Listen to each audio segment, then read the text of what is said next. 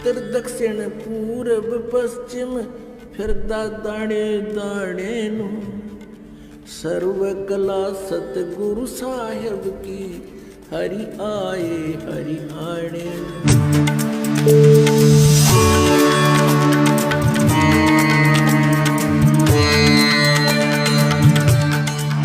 हम भक्त का लड़ाई करना फर्ज नहीं होता।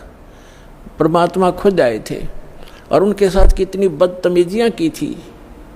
उस परमेश्वर कबीर जी ने किसी को बद्दुआ भी नहीं दी, ऐसे बद श्लोक किए थे। अब कभी बताया करेंगे, क्योंकि पहले तो आपको ये ज्ञान समझाते हैं, वेद पुराण गीता से आपको परिचित कराते हैं, ताकि फिर आपकी बुद्धि ये स्वीकार कर ले वह कि कबीर इज गॉड।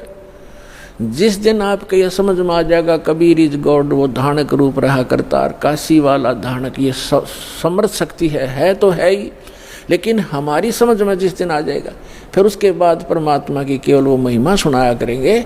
परमात्मा की अमर वाणी से आपकी आत्मा विभोर हो जाया करेगी, आंखों से आंसू पड़ा करेंगे।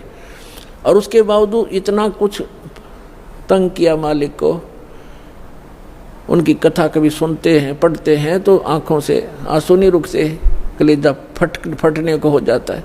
और एक सबसे बड़ी बात ये देखिए, उनको परमात्मा ने किसी को बद्दुआ तक नहीं दी, नहीं तो वो समर्थ हैं, 1 सेकंड में पृथ्वी को नाश कर दें, दूसरी सेकंड में एज इट इज धर दें। ये इतने सक्षम है कबीर भगवान।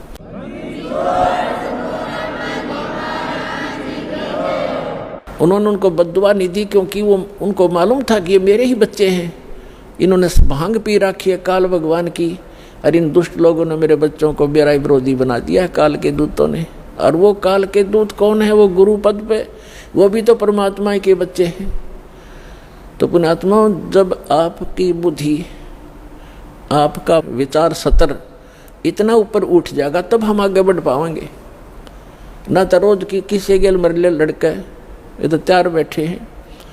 तो हमने अपने मिशन को सफल भी करना है, अपने आप को बचा के भी रखना है, और परमात्मा के ज्ञान को उसके बच्चों तक पहुंचाना है। कहते आत्म प्राण उद्धार ही ऐसा धर्म नहीं, और जीव का उद्धार करा दे इससे बड़ा कोई पुण्य नहीं है।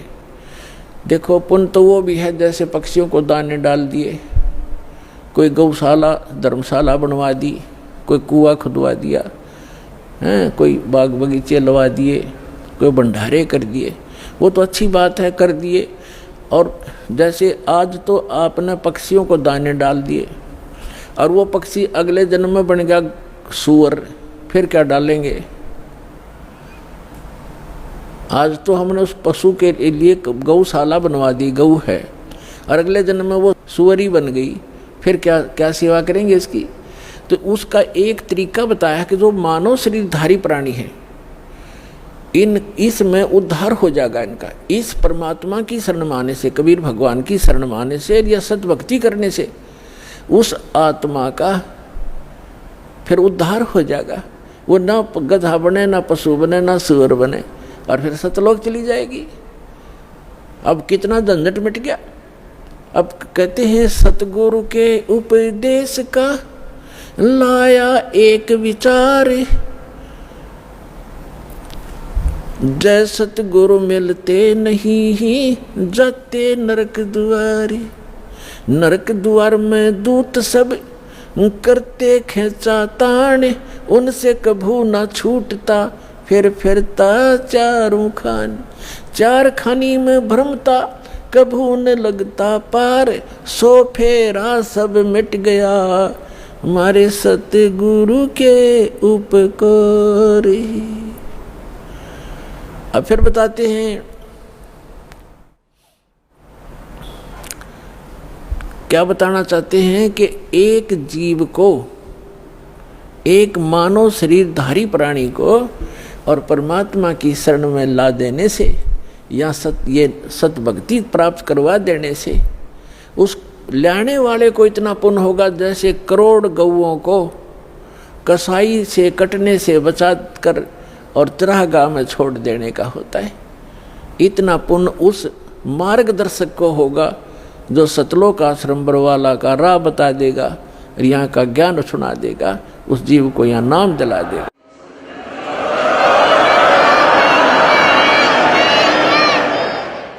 तो फिर उसके बाद कहते हैं उस भक्त का सारा बाईपास निकल गया, सतगुरु मिल गए, सतगुरु के उपदेश का लाया एक विचार, और जय सतगुरु मिलते नहीं हम जाते नरक द्वार। नरक द्वार में दूत सब फिर करते खेचा तान, उनसे कबू ना छूटता फिर फिरता चारों खान।